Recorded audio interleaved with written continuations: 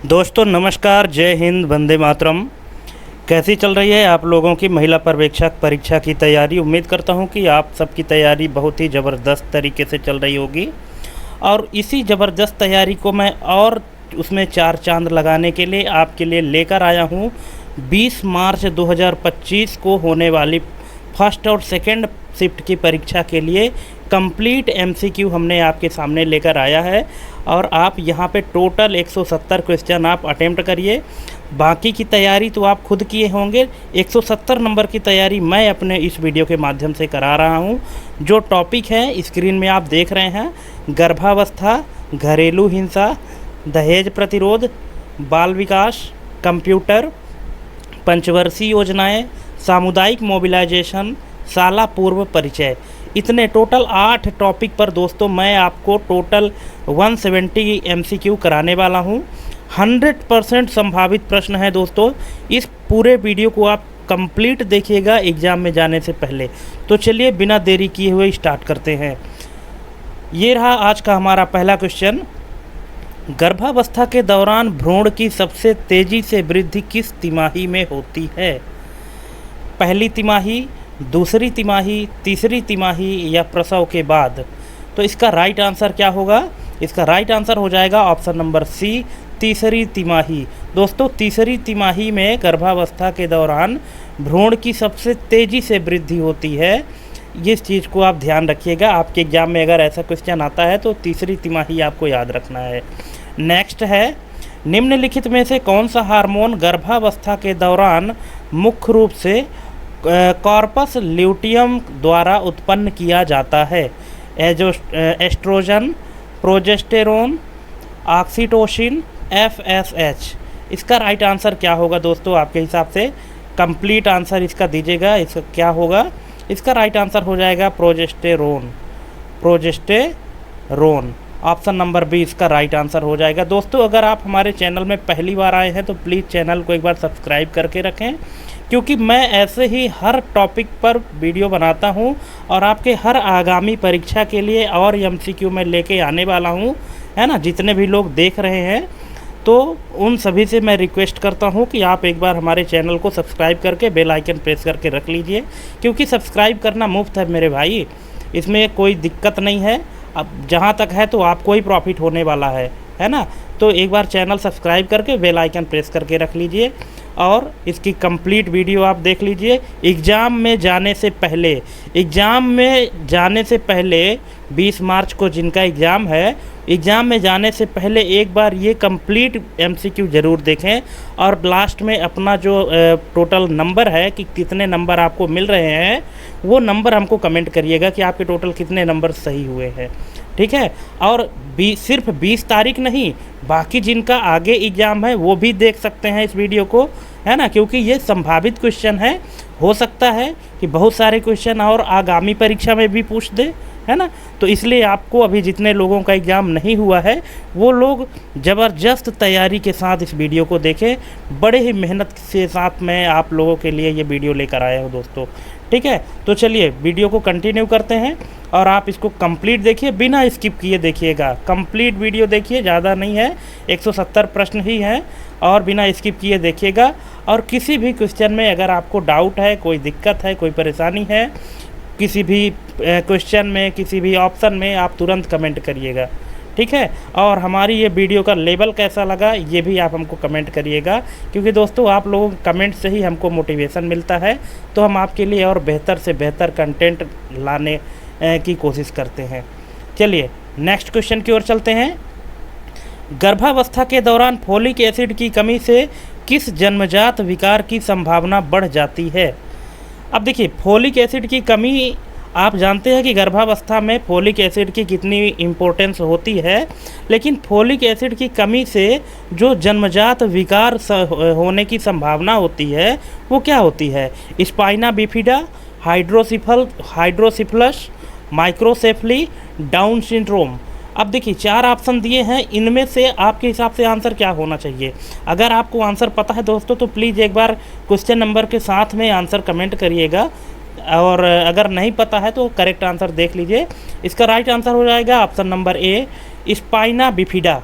Spina bifida नाम की ये संभावना है, जन्मजात विकार है अगर गर्भावस्था में फोलिक एसिड की कमी होती है तो। नेक्स्ट क्वेश्चन है, गर्भावस्था में RH इनकम्पैटिबिलिटी तब होती है जब। अब देखिए यहाँ पे RH फैक्टर की बात कर रहा है कि RH फैक्टर मतलब RH इनकम्पैटिबिलिटी तब होती है जब। अब यहाँ पे 4 ऑप्शन दिया गया है। जब माता RH पॉजिटिव और भ्रूण RH निगेटिव होता है, माता RH निगेटिव और भ्रूण RH पॉजिटिव होता है, माता और भ्रूण दोनों RH पॉजिटिव होते हैं, माता और भ्रूण दोनों RH निगेटिव होते हैं। तो देखिए जो RH इनकम्पैटिबिलिटी है ना, तो इसकी प्रॉब्लम तब होती है जब माता का RH पॉजिटिव RH निगेटिव हो और भ्रूण का RH पॉजिटिव हो, तब ये प्रॉब्लम होती है RH इनकम्पैटिबिलिटी की। ठीक है, ये ऑप्शन नंबर बी इसका राइट आंसर हो जाएगा। अगर इस टॉपिक पे आपको और ज़्यादा डिटेल में चाहिए तो कमेंट करिएगा प्लीज़। नेक्स्ट क्वेश्चन है, गर्भावस्था में लीनिया निग्रा क्या होती है। दोस्तों इसकी ये जो क्वेश्चन है, तो ये क्वेश्चन हम अपने पिछले वीडियो में भी बताए हैं। अगर आप वो वीडियो देखे होंगे तो यहाँ पे आपको इसका आंसर मिल जाएगा, और अगर नहीं देखे हैं तो फिर यहाँ तो आप देख ही रहे हैं तो यहाँ तो मिल ही जाएगा, है ना। बाकी जो लोग देखे होंगे उनको इनका आंसर पता होगा। तो गर्भावस्था में जो लीनिया निग्रा होता है उसको कहते हैं दोस्तों पेट पर गहरी काली रेखा को। ऑप्शन नंबर सी इसका राइट आंसर हो जाएगा। नेक्स्ट क्वेश्चन है, किस सप्ताह तक भ्रूण को एम्ब्रियो और उसके बाद फीटस कहा जाता है। 4 सप्ताह, 8 सप्ताह, 12 सप्ताह या 16 सप्ताह। तो दोस्तों इसका राइट आंसर हो जाएगा ऑप्शन नंबर बी, 8 सप्ताह। ठीक है, 8 सप्ताह तक भ्रूण को एम्ब्रियो और उसके बाद 8 सप्ताह के बाद क्या कहा जाता है, फीटस कहा जाता है। ये इसका राइट आंसर हो जाएगा ऑप्शन नंबर बी। नेक्स्ट है, गर्भावस्था के दौरान किस परीक्षण का उपयोग जन्मजात विकारों की पहचान के लिए किया जाता है। ठीक है, अब देखिए जन्मजात विकारों की पहचान के लिए आपके हिसाब से क्या आंसर आना चाहिए। अब देखिए अगर आपके एग्जाम में ऐसा क्वेश्चन पूछता है तो आप इसका आंसर क्या लगाएंगे, क्या टिक करेंगे, अल्ट्रासाउंड, एमनियोसेंटेसिस, MRI या एक्सरे। ठीक है दोस्तों, प्लीज़ एक बार मैं चाहता हूँ कि आप लोग इस क्वेश्चन का आंसर कमेंट करें कि आपके हिसाब से इसका आंसर क्या होना चाहिए। और मुझे पता है कि आप लोगों में से बहुत सारे लोग इसका आंसर गलत देंगे, है ना, मुझे पता है, लेकिन फिर भी एक बार ट्राई करिए। और अगर नहीं पता है तो देख लीजिए, इसका जो राइट आंसर हो जाएगा वो है एमनियोसेंटेसिस। क्यों होगा, बहुत सारे लोगों को इसमें डाउट रहा होगा कि इसका आंसर अल्ट्रासाउंड हो सकता है, लेकिन मेरे दोस्त अल्ट्रासाउंड क्यों नहीं होगा और एमनियोसेंटेसिस क्यों होगा, ये अंतर यहाँ देख लीजिए। हमने पूरे डिटेल में बताया है कि अल्ट्रासाउंड क्या होता है कि यह गर्भ में बच्चे की वृद्धि और विकास की जांच के लिए किया जाता है, लेकिन यह जन्मजात विकारों की विस्तृत आनुवांशिक जानकारी प्रदान नहीं करता है। ये समझ लीजिए कि अल्ट्रासाउंड में क्या क्या होता है, बच्चे की वृद्धि और विकास की जांच के लिए किया जाता है। इसमें जन्मजात विकारों की विस्तृत आनुवंशिक जानकारी नहीं मिलती है, इसलिए अल्ट्रासाउंड नहीं होगा। दूसरा क्या है, MRI। तो MRI यह आमतौर पर गर्भावस्था में विशिष्ट समस्याओं की जांच के लिए उपयोग किया जाता है, लेकिन यह जन्मजात विकारों की पहचान के लिए प्राथमिक परीक्षण नहीं है। और तीसरा, एक्सरे क्यों नहीं है, इसका रीज़न क्या है कि गर्भावस्था के दौरान एक्सरे का उपयोग आमतौर पर नहीं किया जाता, क्योंकि यह भ्रूण के लिए हानिकारक हो सकता है। इसलिए ये 4 ऑप्शन में से 3 ऑप्शन नहीं होंगे।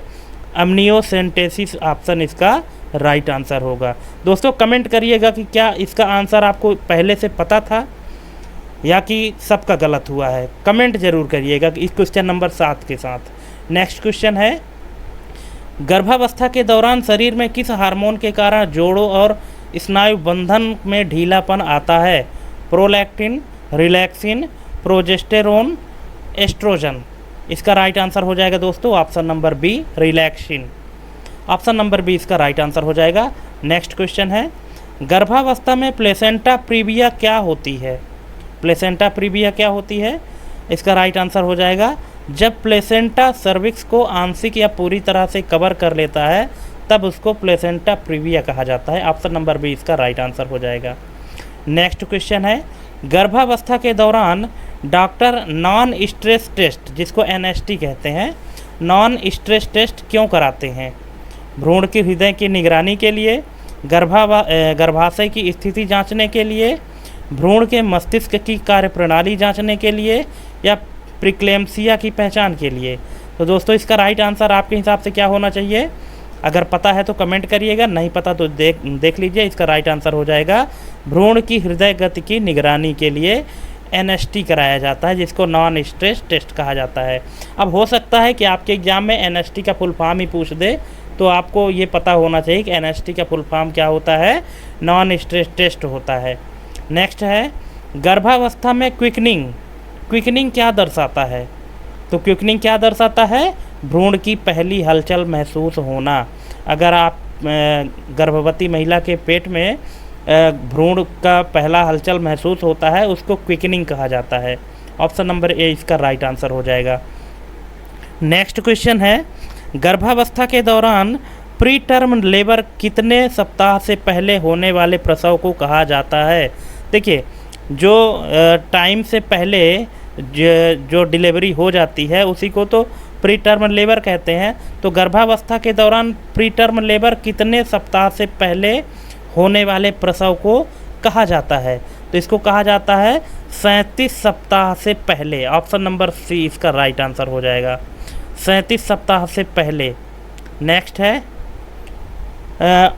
ओलिगोहाइड्रेमनियोस का क्या अर्थ है? गर्भ में अत्यधिक पानी मतलब एमनियोटिक फ्लूइड, गर्भ में कम पानी मतलब एमनियोटिक फ्लूइड, जुड़वा भ्रूण का होना, गर्भ में रक्त प्रवाह की कमी। तो दोस्तों इसका राइट आंसर हो जाएगा गर्भ में कम पानी। ऑप्शन नंबर बी इसका राइट आंसर हो जाएगा। नेक्स्ट है चैडविक साइन क्या इंगित करता है? चैडविक साइन क्या इंगित करता है? तो ये इंगित करता है कि योनि और गर्भाशय ग्रीवा का नीला या बैंगनी रंग में बदलना। ऑप्शन नंबर बी इसका राइट आंसर हो जाएगा। नेक्स्ट है यदि गर्भावस्था के दौरान प्लेसेंटा एक्रीटा हो तो सबसे बड़ी जटिलता क्या हो सकती है? अत्यधिक रक्तस्राव, भ्रूण का असामान्य विकास, गर्भाशय में संकुचन की कमी, या गर्भाशय का स्वतः निष्कासन। तो दोस्तों अगर ऐसी प्रॉब्लम है तो क्या जटिलता हो सकती है? अत्यधिक रक्तस्राव हो सकता है। ऑप्शन नंबर ए इसका राइट आंसर हो जाएगा। नेक्स्ट है एक्लेम्सिया की स्थिति में मुख्य लक्षण क्या होते हैं? तो इसके मुख्य लक्षण क्या होते हैं? झटके और उच्च रक्तचाप, सीजर और हाइपरटेंशन। ऑप्शन नंबर बी इसका राइट आंसर हो जाएगा। नेक्स्ट है गर्भावस्था के दौरान पॉलीहाइड्रमनियोसिस की पहचान कैसे की जाती है? गर्भावस्था के दौरान पॉलीहाइड्रमनियोस की पहचान कैसे की जाती है? तो ये पहचान की जाती है गर्भाशय में अधिक मात्रा में अमनियोटिक द्रव होना। ऑप्शन नंबर बी इसका राइट आंसर हो जाएगा। दोस्तों क्वेश्चन का लेवल आप देख रहे हैं कि हमने किस लेवल के क्वेश्चन उठाए हैं। अगर किसी भी क्वेश्चन में कोई भी डाउट है तो आप हमको बताइएगा, और क्वेश्चन का लेवल आप एक बार हमको ज़रूर बताइएगा कि क्या ये लेवल सही है, क्योंकि ये जितने भी क्वेश्चन हम दे रहे हैं पूरे एग्ज़ाम बेस्ड क्वेश्चन है, संभावित क्वेश्चन है कि यही क्वेश्चन आ सकते हैं, है ना। अब देखिए 100% तो कोई भी यूट्यूबर आपको नहीं बता सकता कि सिर्फ़ और सिर्फ यही आएंगे, सिर्फ संभावना जताई जा सकती है प्रीवियस एग्ज़ाम के बेस पर, ठीक है। तो हमने उसी के आधार पर आप लोगों के सामने क्वेश्चन लाया है। आप इतने दिन से तैयारी कर रहे हैं तो आपको इन सारी चीज़ों के बारे में पता भी होना चाहिए, और अगर नहीं पता है तो यहाँ तो पता हो ही रहा है, ठीक। तो कमेंट करिएगा कि आपके टोटल कितने नंबर आ रहे हैं, ठीक है। नेक्स्ट क्वेश्चन है कौवेलेयर यूटेरस किस गर्भावस्था संबंधी स्थिति से जुड़ा होता है? कौवेलेयर यूटेरस किस गर्भावस्था संबंधी से जुड़ा होता है? तो ये जुड़ा है दोस्तों placenta abruption. Option number C placenta abruption से जुड़ा होता है। नेक्स्ट है नेगल्स रूल का उपयोग किस लिए किया जाता है? इस क्वेश्चन को भी मैं अपने प्रीवियस लेक्चर में कराया था कि नेगल्स रूल का उपयोग किस लिए किया जाता है? प्रसव की अनुमानित तिथि ज्ञात करने के लिए। प्रसव की जो अनुमानित तिथि है, टारगेट डेट है ना, उसको नेगल्स रूल के थ्रू उसको उपयोग किया जाता है ज्ञात करने के लिए। नेक्स्ट है गर्भावस्था के दौरान सुपाइन हाइपोटेंसिव सिंड्रोम क्यों होता है? गर्भावस्था के दौरान सुपाइन हाइपोटेंसिव सिंड्रोम क्यों होता है?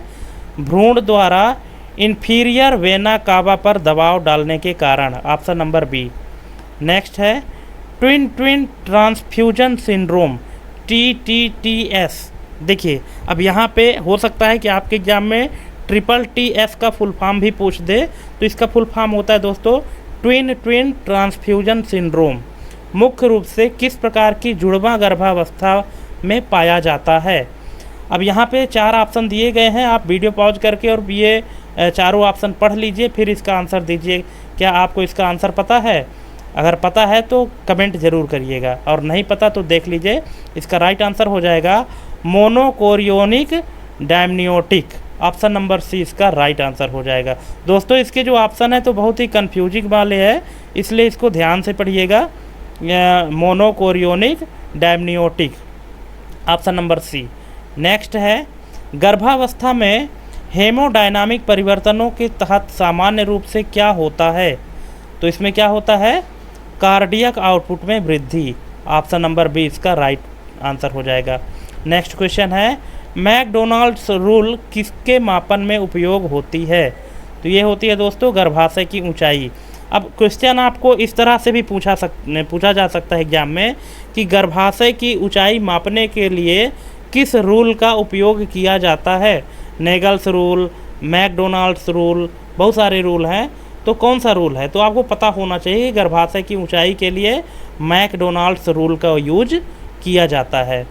नेक्स्ट है गर्भावस्था का एपुलिस किससे संबंधित है?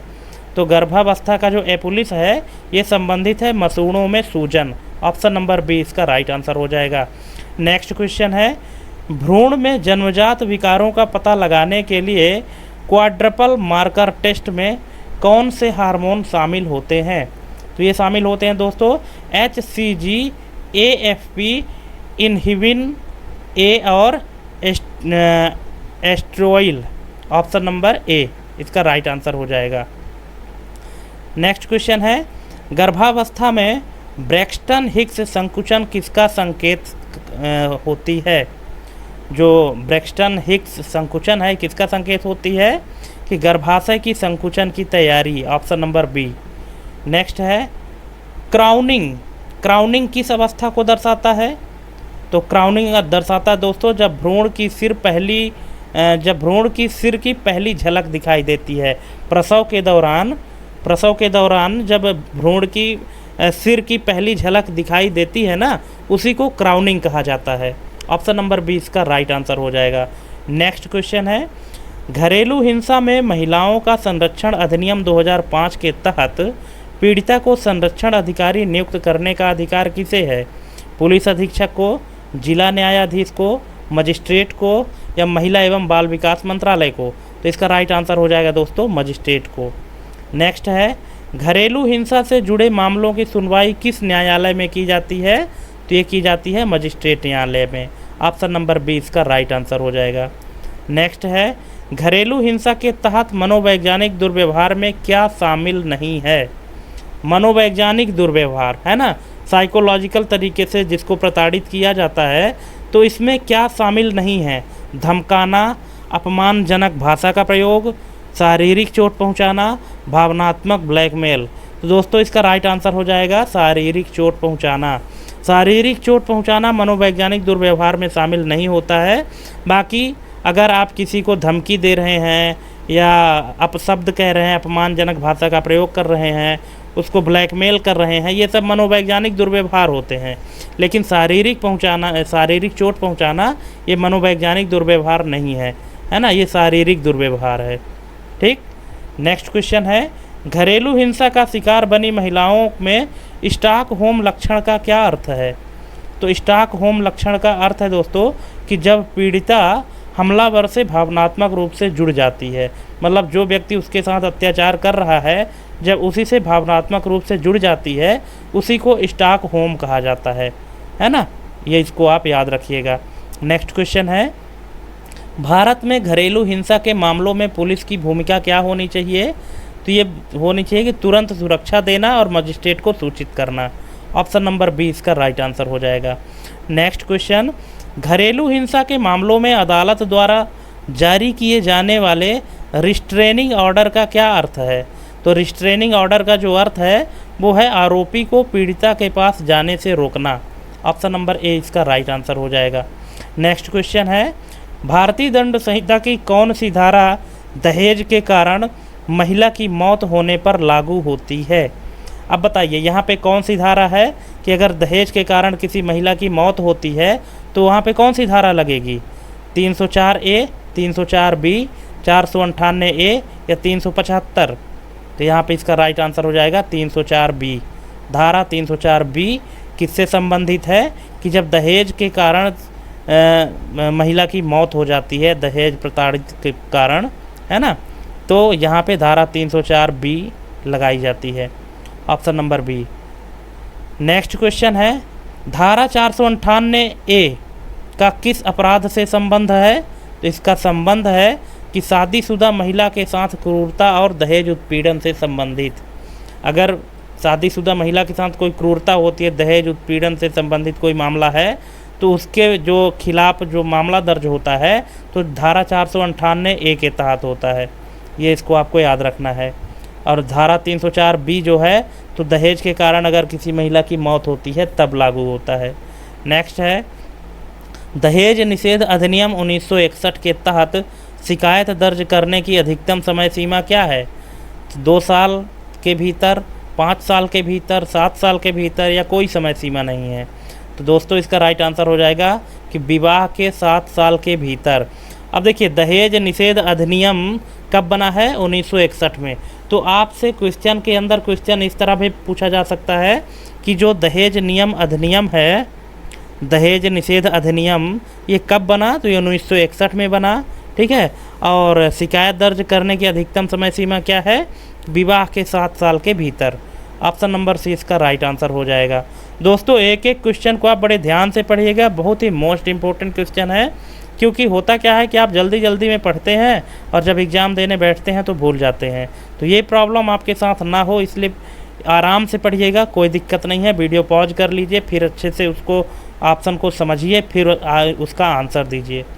नेक्स्ट है, दहेज हत्या के मामलों में सबूत के बोझ का उल्टा होना, मतलब reversal of burden of proof का क्या अर्थ है? सबूत के बोझ का उल्टा होना का क्या अर्थ है दहेज हत्या के मामले में? तो इसका मतलब है कि अभियुक्त को स्वयं को निर्दोष साबित करना होगा। जो जिस पर आरोप है तो उसको वो अपने आप को निर्दोष साबित करे, इसी को कहा जाता है reversal of burden of proof, ठीक है। ये इसका राइट आंसर हो जाएगा। नेक्स्ट है, भारतीय संविधान में दहेज प्रथा को समाप्त करने से संबंधित कौन से अनुच्छेद आते हैं? तो ये आते हैं दोस्तों अनुच्छेद 14, 15 और 39 ए। ऑप्शन नंबर ए इसका राइट आंसर हो जाएगा। नेक्स्ट है, दहेज उत्पीड़न से बचने के लिए सरकार द्वारा कौन सी हेल्पलाइन शुरू की गई है? 100, 1098, 181, 112। क्या है इसका राइट आंसर? आपको पता होगा सभी को, इसका राइट आंसर है 181, है ना। अब ये मत समझ लेना कि 181 तो सीएम हेल्पलाइन नंबर है। ये 181 जो है तो ये महिलाओं के लिए भी है, दहेज उत्पीड़न से बचने के लिए। नेक्स्ट है, किस धारा के तहत दहेज उत्पीड़न के मामलों में समझौता नहीं किया जा सकता? किस धारा के तहत दहेज उत्पीड़न के मामलों में समझौता नहीं किया जा सकता? धारा 304 बी, 458 ए, 406 या ए और बी दोनों? तो दोस्तों इसका राइट आंसर हो जाएगा ए और बी दोनों। दोनों मामलों में क्या है कि समझौता नहीं किया जा सकता। क्यों?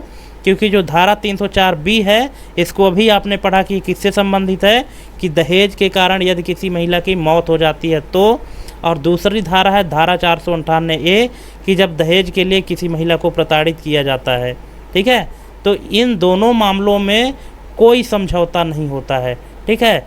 जो भी होता है वो सज़ा होती है, जो भी उसका मामला होता है वही होता है, कोई समझौते की इसमें प्रक्रिया नहीं है।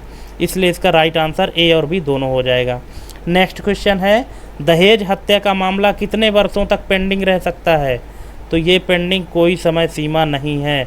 ऑप्शन नंबर डी, ना 2 साल, 5 साल, 10 साल, कोई इसकी समय सीमा नहीं है। ठीक है। नेक्स्ट है, बाल विवाह निषेध अधिनियम 2006 के तहत एक लड़की और एक लड़के की न्यूनतम विवाह योग्य आयु क्रमशः क्या है? क्वेश्चन ध्यान से पढ़िएगा और यहाँ पे आप गलत जवाब दे सकते हैं, मुझे ऐसी आशंका हो रही है। ठीक है। बाल विवाह निषेध अधिनियम 2006 के तहत एक लड़की और एक लड़के की न्यूनतम विवाह योग्य आयु क्रमशः क्या है? 21 वर्ष और 18 वर्ष, 16 वर्ष और 18 वर्ष, 18 वर्ष और 21 वर्ष, 21 वर्ष और 21 वर्ष। अब बताइए यहाँ पे आप इसका राइट आंसर क्या देंगे? अगर आप क्वेश्चन को ध्यान से पढ़ेंगे तभी इसका राइट आंसर दे पाएंगे, अदरवाइज डाउटफुल क्वेश्चन है थोड़ा सा। ठीक है, तो इसको आप कमेंट करिएगा थोड़ा सा वीडियो पॉज करके कि ये 42 नंबर क्वेश्चन का राइट आंसर क्या होगा। ठीक है, तो इसका राइट आंसर हो जाएगा क्या? 18 वर्ष और 21 वर्ष। अब देखिए पहले वाले ऑप्शन में 21 वर्ष और 18 वर्ष लिखा है, लेकिन वो गलत है। क्यों गलत है? क्योंकि क्वेश्चन को ध्यान से पढ़िए। क्वेश्चन में क्या लिखा है? पहले लड़की की आयु फिर लड़के की आयु पूछी गई है और लिखा भी है कि क्रमशः क्या है। ठीक है, तो क्रमशः का मतलब कि पहले लड़की की आयु बतानी है फिर लड़के की आयु बतानी है। इसी तरह से क्वेश्चन में लोग फंस जाते हैं, मतलब मालूम होते हुए भी गलत कर जाते हैं। इसीलिए क्वेश्चन को बड़े ध्यान से पढ़िएगा और आंसर दीजिएगा। नेक्स्ट है, भारतीय दंड संहिता की कौन सी धारा बाल विवाह को अपराध मानती है? तो ये मानती है 366 ए। अब देखिए 366 ए धारा क्या होती है, इसके बारे में अगर आपको पता होगा तो बताइएगा, नहीं पता होगा तो भी बताइएगा, हम इसको कंप्लीट बताएंगे। ठीक है। नेक्स्ट है, बाल विवाह निषेध अधिनियम 2006 के अनुसार बाल विवाह करवाने वालों को अधिकतम कितनी सज़ा हो सकती है? तो ये हो सकती है दोस्तों 2 वर्ष की सज़ा और 1 लाख रुपए जुर्माना, या कि दोनों हो सकती है। Option number C. नेक्स्ट है, किस राज्य में 2021 में सरकार ने बाल विवाह के खिलाफ सबसे कठोर कार्यवाही शुरू की थी? तो ये शुरू की थी असम में। Option number C. नेक्स्ट है, राष्ट्रीय परिवार स्वास्थ्य सर्वेक्षण NFHS 5 के अनुसार भारत में बाल विवाह की औसत दर क्या है? तो ये है 23%। Option number B. नेक्स्ट है, मुस्लिम पर्सनल लॉ के अनुसार बाल विवाह को कैसे देखा जाता है? पूरी तरह वैध, वैध यदि लड़की की उम्र 15 वर्ष हो, केवल माता पिता की सहमति से मान्य, अदालत के अनुमोदन पर निर्भर। तो इसका राइट आंसर हो जाएगा दोस्तों ऑप्शन नंबर बी, कि यदि लड़की की उम्र 15 वर्ष हो, है ना, तो इसको वैध माना जाता है मुस्लिम पर्सनल लॉ के अनुसार। ऑप्शन नंबर बी इसका राइट आंसर हो जाएगा। नेक्स्ट है, भारत में 1929 में पहला बाल विवाह निषेध अधिनियम किसके द्वारा पारित किया गया था? अब देखिए यहाँ क्वेश्चन के अंदर क्वेश्चन आपसे पूछा जा सकता है।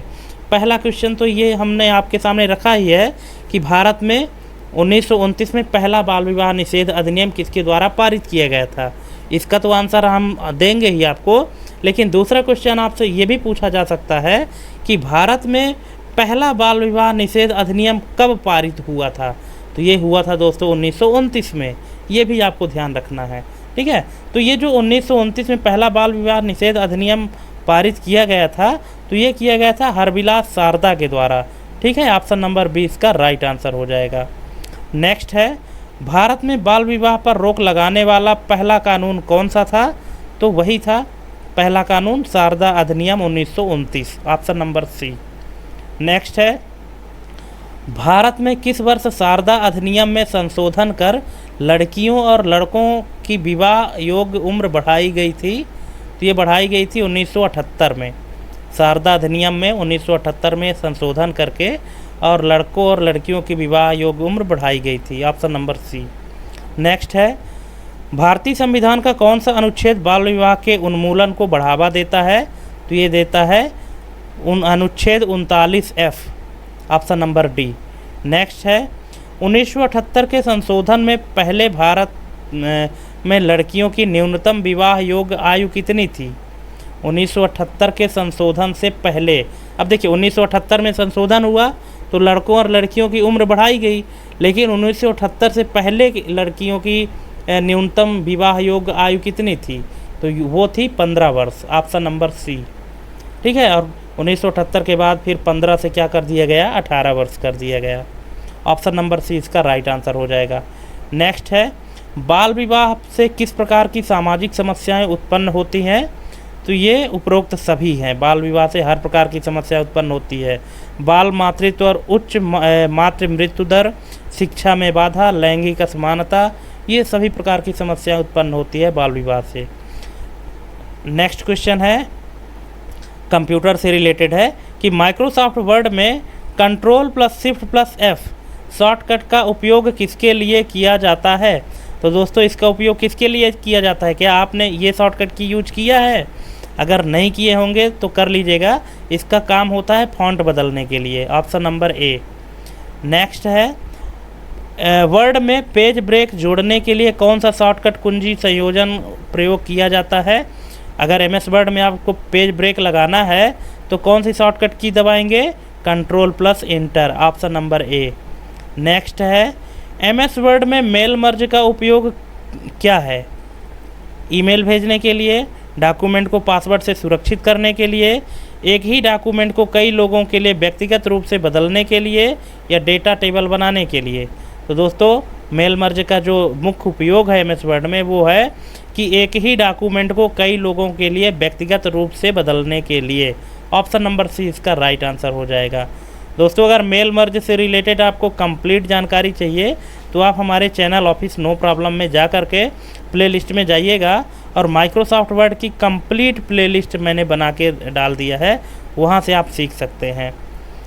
नेक्स्ट है, एमएस एक्सेल में इफ़ फंक्शन का उपयोग किस लिए किया जाता है?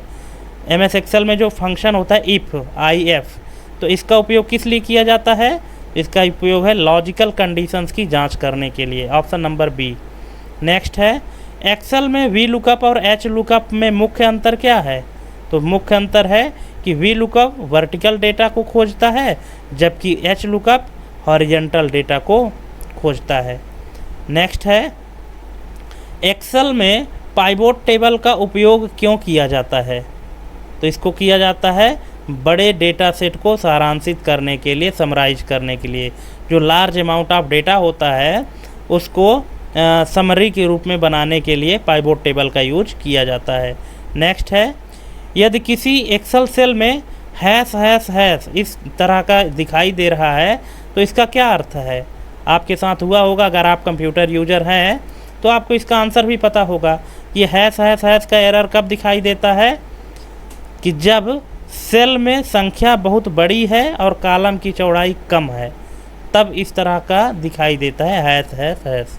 ठीक है, नेक्स्ट क्वेश्चन है, HTTP और HTTPS में मुख्य अंतर क्या है? इसमें मुख्य अंतर है कि HTTPS सुरक्षित है जबकि HTTP सुरक्षित नहीं है। जो S लगा हुआ है ना वो सिक्योरिटी बताता है। आपसे क्वेश्चन में ये भी पूछा जा सकता है दोस्तों कि HTTPS में S का फुल फॉर्म क्या होगा? तो hyper text transfer protocol secure, है ना, ऑप्शन नंबर बी इसका राइट आंसर हो जाएगा। नेक्स्ट है, DNS डोमेन नेम सिस्टम का कार्य क्या है? तो इसका कार्य है IP एड्रेस को वेब एड्रेस में बदलना। जो DNS होता है ना, तो इसका काम होता है कि IP एड्रेस को वेब एड्रेस में बदल देता है, ऑप्शन नंबर ए। नेक्स्ट है, इंटरनेट पर डेटा ट्रांसफ़र करने के लिए कौन सा प्रोटोकॉल सबसे अधिक उपयोग किया जाता है? तो ये किया जाता है दोस्तों TCP/IP transfer control protocol internet protocol, option number B. Next है, वाईफाई में SSID का क्या अर्थ है? वाईफाई में अब SSID का क्या अर्थ है? कि वाईफाई नेटवर्क का नाम है। ठीक है, ऑप्शन नंबर बी इसका राइट आंसर हो जाएगा। नेक्स्ट है, निम्नलिखित में से कौन सा एक वेब ब्राउज़र नहीं है? Mozilla Firefox, Google Chrome, Microsoft Edge या लाइनक्स? अब इसका आंसर तो आप सबको पता है, लाइनक्स होगा। क्यों? क्योंकि लाइनक्स क्या है? लाइनक्स एक ऑपरेटिंग सिस्टम है, ओपन सोर्स ऑपरेटिंग सिस्टम है, जबकि Mozilla Firefox, Google Chrome, Microsoft Edge ये सभी ब्राउज़र हैं, पर लाइनक्स ब्राउज़र नहीं है, ये ऑपरेटिंग सिस्टम है। नेक्स्ट है, डार्क वेब तक पहुंचने के लिए कौन सा ब्राउज़र सबसे अधिक उपयोग किया जाता है? तो ये किया जाता है दोस्तों टॉर नाम का ब्राउज़र। टॉर नाम का जो ब्राउज़र है इसी के माध्यम से डार्क वेब तक पहुंचा जा सकता है। ऑप्शन नंबर सी इसका राइट आंसर हो जाएगा। नेक्स्ट है, लैंगिक असमानता की स्थिति को दर्शाने के लिए निम्नलिखित में से कौन सा सूचकांक सबसे उपयुक्त है? तो ये है दोस्तों GGGI, global gender gap index, option number C. Next है, संयुक्त राष्ट्र द्वारा सतत विकास लक्ष्यों में गरीबी उन्मूलन से संबंधित कौन सा लक्ष्य है? लक्ष्य 1, लक्ष्य 5, लक्ष्य 8, लक्ष्य 10। तो इसका राइट आंसर हो जाएगा लक्ष्य 1, नो पॉवर्टी। नेक्स्ट है, सामाजिक बहिष्कार की अवधारणा का सबसे पहला उपयोग किसने किया था? तो ये किया था दोस्तों रेने लिनॉयर ने, ऑप्शन नंबर सी। नेक्स्ट है, भारत में शहरी गरीबों की स्थिति सुधारने के लिए शुरू की गई स्मार्ट सिटी मिशन योजना किस वर्ष शुरू की गई थी? कहने का मतलब है कि जो स्मार्ट सिटी मिशन योजना थी तो कब शुरू की गई थी? तो ये शुरू की गई थी दोस्तों 25 जून 2015 को, ऑप्शन नंबर बी। नेक्स्ट है, हाल के वर्षों में भारत में डिजिटल डिवाइड को कम करने के लिए कौन सा प्रमुख कदम उठाया गया है? तो ये उठाया गया है डिजिटल इंडिया कार्यक्रम, ऑप्शन नंबर ए।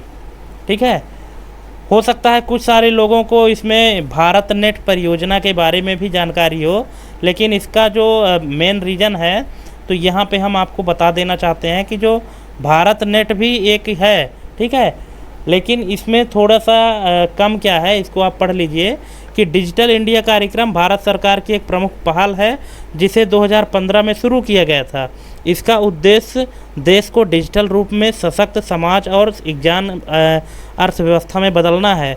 इस कार्यक्रम के तहत इंटरनेट कनेक्टिविटी, डिजिटल साक्षरता, ई गवर्नेंस और डिजिटल सेवाओं को बढ़ावा दिया गया है, जिससे डिजिटल डिवाइड को कम करने में मदद मिलती है। हालांकि भारत नेट परियोजना भी डिजिटल डिवाइड को कम करने में महत्वपूर्ण भूमिका निभा रही है, लेकिन प्रश्न के अनुसार सबसे प्रमुख कदम बोला गया है ना, सबसे प्रमुख कदम, तो उसके लिए फिर डिजिटल इंडिया कार्यक्रम ही है ना। अगर सबसे प्रमुख कदम ना बोला होता तो फिर वो भारत नेट परियोजना होता, पर क्वेश्चन के हिसाब से हमको आंसर देना है ना, तो इसीलिए हम बता रहे हैं कि ऑप्शन ऐसे हैं जो आपको भ्रमित कर सकते हैं। ठीक, तो आपको सटीक नॉलेज रखना है, तभी आप एग्ज़ाम को क्रैक कर पाएंगे दोस्तों। नेक्स्ट क्वेश्चन है, नारीवादी आंदोलन की तीसरी लहर मुख्य रूप से किस पर केंद्रित थी? नारीवादी आंदोलन की जो तीसरी लहर, थर्ड वेव फेमिनिज्म है, तो मुख्य रूप से किस पर केंद्रित थी?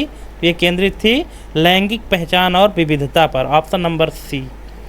नेक्स्ट है दोस्तों, अगर आप हमारी वीडियो देख रहे हैं तो प्लीज़ कंप्लीट देखिएगा, लास्ट तक देखिएगा, बिना स्किप किए देखिएगा, क्योंकि इतने दिन से अगर आप तैयारी कर रहे हैं और फिर आपके एग्ज़ाम के हिसाब से अगर मैंने ये रामबाण क्वेश्चन लाया है तो आप इसमें थोड़ा सा टाइम निकाल के और इस पूरी वीडियो को ज़रूर देखिए एग्ज़ाम में जाने से पहले, ताकि आपको पछताना ना पड़े 20 तारीख को जब आपको एग्ज़ाम देना हो और एग्ज़ाम हॉल में आपको पछताना ना पड़े कि काश अगर मैं वो वीडियो देख लिया होता तो शायद मुझे कुछ फ़ायदा होता। ठीक है, तो यहाँ पे ये 73 क्वेश्चन है, पर्यावरणीय न्याय, इन्वायरमेंटल जस्टिस की अवधारणा का क्या अर्थ है? पर्यावरणीय न्याय की अवधारणा का क्या अर्थ है? अब चारों ऑप्शन आप पढ़ लीजिए और पढ़ने के बाद फिर इसका आंसर दीजिए कि आपके हिसाब से इसका आंसर क्या होगा। पर्यावरणीय अपराधों के लिए दंड, पर्यावरणीय संसाधनों तक समान पहुँच, जलवायु परिवर्तन के खिलाफ नीतियाँ, औद्योगिकरण का समर्थन करना। तो इसका राइट आंसर क्या हो जाएगा? अगर पता है तो वीडियो पॉज करिए और क्वेश्चन नंबर के साथ में इसका आंसर कमेंट करिएगा। इसका राइट आंसर हो जाएगा पर्यावरणीय संसाधनों तक समान पहुंच। हो सकता है बहुत सारे लोगों को ऐसा लगा हो कि न्याय की बात हो रही है तो पर्यावरणीय अपराधों के लिए दंड हो सकता है, लेकिन नहीं, वो गलत था। उसका राइट आंसर ये होगा कि पर्यावरणीय संसाधनों तक समान पहुँच, ऑप्शन नंबर बी।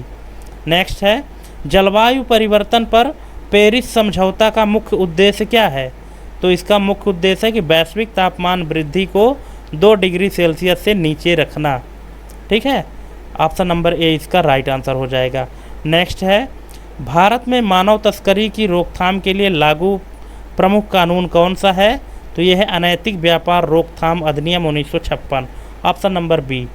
नेक्स्ट है हंगर इंडेक्स में भारत की स्थिति में सुधार के लिए कौन सी रणनीति सबसे उपयुक्त हो सकती है? तो ये है खाद्य वितरण प्रणाली को मजबूत बनाना, ऑप्शन नंबर ए इसका राइट आंसर हो जाएगा दोस्तों। नेक्स्ट क्वेश्चन है निम्नलिखित में से कौन सा प्रमुख कारण है जो शहरी गरीबी को बढ़ावा देता है? तो ये देता है कि ग्रामीण क्षेत्रों से बड़े पैमाने पर पलायन, यही जो है तो शहरी गरीबी को बढ़ावा देता है। गांव से लोग पलायन कर जाते हैं शहर की ओर और चले तो गए लेकिन वहाँ उनको रोजी रोटी नहीं मिल पाई, जिससे गरीबी का जो स्तर है तो शहरों में बढ़ गया। ऑप्शन नंबर ए इसका राइट आंसर हो जाएगा। नेक्स्ट क्वेश्चन है भारत में असंगठित श्रमिकों की सामाजिक सुरक्षा सुनिश्चित करने के लिए सरकार द्वारा किस योजना की शुरुआत की गई थी? तो इसकी की गई थी दोस्तों प्रधानमंत्री श्रमयोगी मानधन योजना, ऑप्शन नंबर ए। नेक्स्ट है निम्नलिखित में से कौन सा संगठन सतत विकास लक्ष्यों की निगरानी करता है? तो ये करता है संयुक्त राष्ट्र UN, option number C. Next है भारत में वन अधिकार अधिनियम 2006 का मुख्य उद्देश्य क्या है? तो इसका मुख्य उद्देश्य है वनवासियों को भूमि पर अधिकार देना, ऑप्शन नंबर बी। नेक्स्ट है भारत में मानवाधिकार संरक्षण अधिनियम किस वर्ष लागू किया गया था? तो ये लागू किया गया था कब? आपको पता है क्या? अब इतने दिन से दोस्तों आप लोग तैयारी कर रहे हैं तो इतना तो पता ही होना चाहिए ना कि जो ह्यूमन राइट प्रोटेक्शन एक्ट है, भारतीय मानवाधिकार संरक्षण अधिनियम, तो कब लागू किया गया था? 1993 में, ऑप्शन नंबर बी। नेक्स्ट है गिग इकोनॉमी। गिग इकोनॉमी किस प्रकार की अर्थव्यवस्था को संदर्भित करती है? तो ये करती है अस्थायी और अनुबंध आधारित कार्यों पर आधारित अर्थव्यवस्था। ठीक है, जो गिग इकोनॉमी होती है तो ये अस्थायी होती है, जैसे फ्रीलांसिंग हो गई है ना, रोज़मर्रे की जो ड्यूटी होती है, रोज़ कमाओ रोज़ पैसा पाओ, इस तरह की, जिसका कोई स्थायित्व तो नहीं होता, जो अस्थायी होता है उसी को गिग इकोनॉमी कहा जाता है। नेक्स्ट है सामाजिक न्याय सुनिश्चित करने के लिए भारतीय संविधान में कौन सा मौलिक अधिकार दिया गया है? बिल्कुल समानता का अधिकार, ऑप्शन नंबर ए अनुच्छेद 14। नेक्स्ट है भारत में सार्वजनिक वितरण प्रणाली को प्रभावी बनाने के लिए कौन सा अधिनियम लागू किया गया है? तो ये लागू किया गया है खाद्य सुरक्षा अधिनियम 2013, ऑप्शन नंबर ए। नेक्स्ट है भारत में अशिक्षा की समस्या को दूर करने के लिए शिक्षा का अधिकार अधिनियम किस वर्ष लागू किया गया था? जो आरटीई लागू किया गया था वो कब लागू किया गया था? तो ये लागू किया गया था दोस्तों 2009 में, ऑप्शन नंबर बी। नेक्स्ट है भारत में महिला आरक्षण विधेयक के तहत संसद और विधानसभाओं में महिलाओं के लिए कितने प्रतिशत आरक्षण प्रस्तावित है? तो ये है 33%, ऑप्शन नंबर बी। नेक्स्ट है भारत में प्लास्टिक वेस्ट मैनेजमेंट रूल्स किस वर्ष लागू किए गए थे? तो ये लागू किए गए थे 2016 में, ऑप्शन नंबर सी इसका राइट आंसर हो जाएगा। नेक्स्ट क्वेश्चन है जल संकट को दूर करने के लिए भारत सरकार द्वारा कौन सा मिशन शुरू किया गया है? जल जीवन मिशन, स्वच्छ भारत मिशन, राष्ट्रीय जल संरक्षण योजना, गंगा पुनरुद्धार योजना। अब बताइए क्या इसका आंसर आप दे पाएंगे? अगर दे पाएंगे तो वीडियो पॉज करिए और फिर क्वेश्चन नंबर के साथ में इसका राइट आंसर दीजिए, इसके बाद फिर कंटिन्यू वीडियो देखिए अगर आप दे पाते हैं तो, क्योंकि हम आपसे ये एक्सपेक्ट तो कर ही सकते हैं कि इतने दिन से अगर आप तैयारी कर रहे हैं तो इतना तो आपको पता होना चाहिए दोस्तों। तो इसका राइट आंसर हो जाएगा जल जीवन मिशन, है ना। हो सकता है कुछ लोगों को यहाँ पे राष्ट्रीय जल संरक्षण योजना लगा हो राइट आंसर, पर वो नहीं होगा, इसका राइट आंसर होगा जल जीवन मिशन। नेक्स्ट है लैंगिक समानता को बढ़ावा देने के लिए भारत सरकार द्वारा लागू की गई योजना कौन सी है? तो ये है बेटी बचाओ बेटी पढ़ाओ योजना, ऑप्शन नंबर बी। नेक्स्ट है भारत में न्यूनतम मजदूरी अधिनियम मिनिमम वेजेस एक्ट किस वर्ष लागू किया गया था? जो भारत में न्यूनतम मजदूरी अधिनियम है तो कब लागू किया गया था? ये लागू किया गया था 1948 में, ऑप्शन नंबर बी। नेक्स्ट है भारत में औद्योगिक श्रमिकों के लिए सामाजिक सुरक्षा सुनिश्चित करने हेतु कौन सा अधिनियम लागू किया गया है? तो ये है कर्मचारी राज्य बीमा अधिनियम 1948, ऑप्शन नंबर ए। नेक्स्ट है ट्राइबल सब प्लान TSP का मुख्य उद्देश्य क्या है? तो इसका मुख्य उद्देश्य है कि आदिवासी क्षेत्रों में विशेष बजट आवंटन, ऑप्शन नंबर बी। नेक्स्ट है डिजिटल डिवाइड से क्या आशय है? अभी एक क्वेश्चन आप डिजिटल डिवाइड से किए ना, तो डिजिटल डिवाइड का अर्थ होता क्या है? तो इसका मतलब है कि तकनीक तक पहुंच में असमानता। जैसे ज़रूरी नहीं है कि हर घर में इंटरनेट कनेक्टिविटी हो, ठीक है। तो जो असमानता है ना, कुछ लोगों के पास इंटरनेट की कनेक्टिविटी है, डिजिटल डिवाइस से जुड़े हुए हैं, कुछ लोगों के घर में नहीं है। तो ये जो असमानता है लोगों के बीच में, कितने लोगों के बीच है, कितने लोगों के बीच नहीं है, इसी को डिजिटल डिवाइड कहा जाता है। ऑप्शन नंबर बी इसका राइट आंसर हो जाएगा। नेक्स्ट है भारत में बेरोजगारी के स्तर को मापने के लिए कौन सा संगठन आंकड़े जारी करता है? तो ये करता है NSO, राष्ट्रीय सांख्यिकी कार्यालय, national statistical office, option number B. Next है द्वितीय पंचवर्षीय योजना के तहत सार्वजनिक क्षेत्र में किन उद्योगों को विशेष रूप से बढ़ावा दिया गया? तो ये दिया गया दोस्तों भारी मशीनरी, इस्पात और खनन, ऑप्शन नंबर बी इसका राइट आंसर हो जाएगा। नेक्स्ट क्वेश्चन है तीसरी पंचवर्षीय योजना जो 1961 से 1966 तक थी, इसका मुख्य उद्देश्य क्या था? इसका मुख्य उद्देश्य था कृषि और औद्योगिक विकास के बीच संतुलन, ऑप्शन नंबर ए। दोस्तों अगर आपको लगता है कि आप पहले ऑप्शन पढ़ना चाहते हैं, इसके बाद उसका राइट आंसर देना चाहते हैं, तो आप बिल्कुल वीडियो पॉज करके और पूरे ऑप्शन पहले पढ़ लीजिए, इसके बाद फिर उसका आंसर सोचिए कि क्या होगा आपके हिसाब से। और हाँ, लास्ट में आप हमको ये ज़रूर कमेंट करिएगा कि आपके टोटल कितने नंबर सही और कितने नंबर गलत हुए हैं, और अगर गलत हुए हैं तो क्यों हुए हैं, उनकी तैयारी करिए, क्योंकि जब आप तैयारी इस लेवल से करेंगे तभी आप सक्सेस हो पाएंगे। अदरवाइज भीड़ बहुत ज़्यादा है, कंपटीशन बहुत ज़्यादा है, ठीक है। चलिए नेक्स्ट क्वेश्चन की ओर चलते हैं। तीसरी पंचवर्षीय योजना के दौरान भारत को किन प्रमुख संकटों का सामना करना पड़ा? तो ये करना पड़ा दोस्तों भारत चीन युद्ध जो 1962 में हुआ, और भारत पाकिस्तान युद्ध जो 1965 में हुआ, ठीक है। ऑप्शन नंबर ए इसका राइट आंसर हो जाएगा। नेक्स्ट है तीसरी पंचवर्षीय योजना को किस प्रकार के आर्थिक मॉडल पर आधारित किया गया था? तो ये किया गया था कृषि औद्योगिक मॉडल। देखिए महालनोबिस मॉडल, तो ये तो द्वितीय पंचवर्षीय योजना का मॉडल था, और जो तीसरी पंचवर्षीय योजना का मॉडल था वो कृषि औद्योगिक मॉडल पर था, ऑप्शन नंबर बी। नेक्स्ट है द्वितीय पंचवर्षीय योजना के दौरान कौन से महत्वपूर्ण सार्वजनिक क्षेत्र के उपयोग स्थापित किए गए? तो ये भारतीय इस्पात प्राधिकरण और भारत हैवी इलेक्ट्रिकल लिमिटेड भेल, ऑप्शन नंबर ए इसका राइट आंसर हो जाएगा। नेक्स्ट है तीसरी पंचवर्षीय योजना के दौरान भारत की लक्षित वृद्धि दर क्या थी? विकसित वृद्धि दर नहीं, लक्षित। कितने का लक्ष्य रखा गया था तीसरी पंचवर्षीय योजना में? कितने परसेंट का लक्ष्य रखा गया था और कितना प्राप्त हुआ? तो ये रखा गया था दोस्तों 5.6%, ऑप्शन नंबर सी। नेक्स्ट है द्वितीय पंचवर्षीय योजना के दौरान सार्वजनिक क्षेत्र की भूमिका क्या थी? तो ये थी औद्योगिकरण का नेतृत्व करना, ऑप्शन नंबर सी। नेक्स्ट है किस पंचवर्षीय योजना को गंभीर संकट की योजना के रूप में जाना जाता है? तो इसको जाना जाता है तृतीय पंचवर्षीय योजना को। और क्यों जाना जाता है?